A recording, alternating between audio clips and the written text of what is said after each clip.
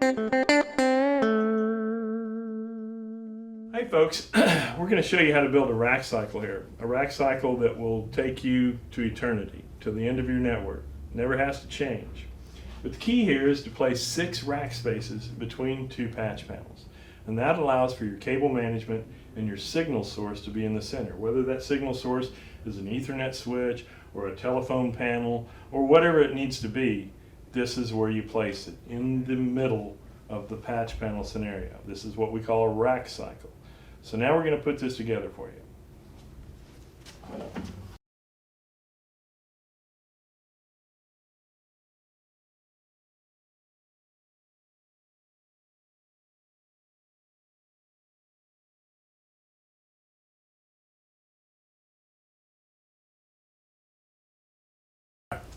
Alright folks, here we've got our rack set up ready to patch. And if you'll notice that we've got, as we said, we've got 6 rack U's in between these 2 patch panels.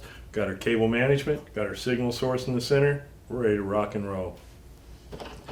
And this is a very comfortable, it's kind of like sewing. It's very easy. All you do is stick a single coil circuit in there.